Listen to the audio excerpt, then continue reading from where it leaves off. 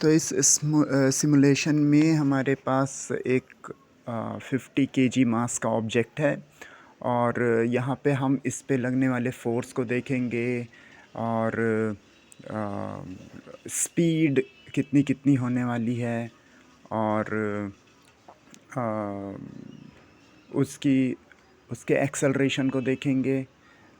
इस side right corner पे आप देखेंगे तो फ्रिक्शन की वैल्यू भी हम स्टडी करेंगे और इधर एक जो घड़ी बन रखी है इसमें स्पीड देखेंगे, उसके नीचे जो बार है उसमें एक्सेलरेशन देखेंगे। तो अभी ये एक फ्रिक्शनल सरफेस है तो अप्लाइड फोर्स 2000 न्यूटन है और फ्रिक्शनल फोर्स करीब 64 न्यूटन के लगभग है।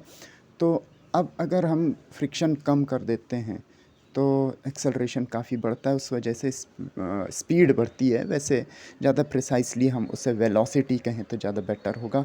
और अब जो क्योंकि कोई फ्रिक्शनल फोर्स नहीं है, आप राइट बार में देख रहे होंगे नन। तो और अगर मैं इसे बढ़ा देता हूँ तो अब ये स्लो होने लग गया। जब तक नहीं लगा था फ्रिक्शनल फोर्स तब तक वो चल रहा था, लेकिन अब वो स्लो होने लग गया। तो ऐसा हमारे साथ भी होता है, जैसे हम कोई चीज़ ज़मीन पे फिसलाते हैं तो वो थोड़े चलने के बाद रुक जाती है क्योंकि फ्रिक्शन की वजह से। यहाँ पे तो आइडियली हम देखिए अभी जैसे मैंने अप्लाइड फोर्स लगाया और फ्रिक्शन बहुत है।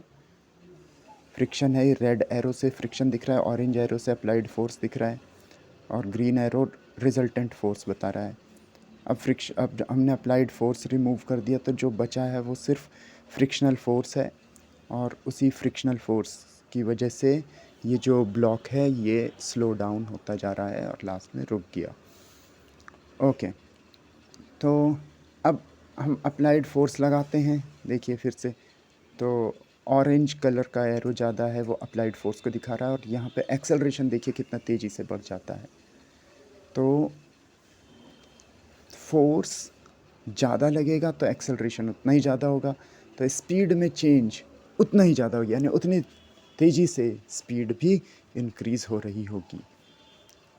और देखिए फिर से जब थोड़ा सा फोर्स लगाएंगे तो कुछ नहीं होगा, लेकिन जब कंटिन्यूसली फोर्स लगाएंगे तो एक्सेलरेशन की बार देखेंगे आपके एक्सेलरेशन 10 मीटर पर सेकंड स्क्वायर पे पहुंच गया था और उस वजह से फुल स्पीड, बहुत ही रैपिडली फुल स्पीड अचीव हुई।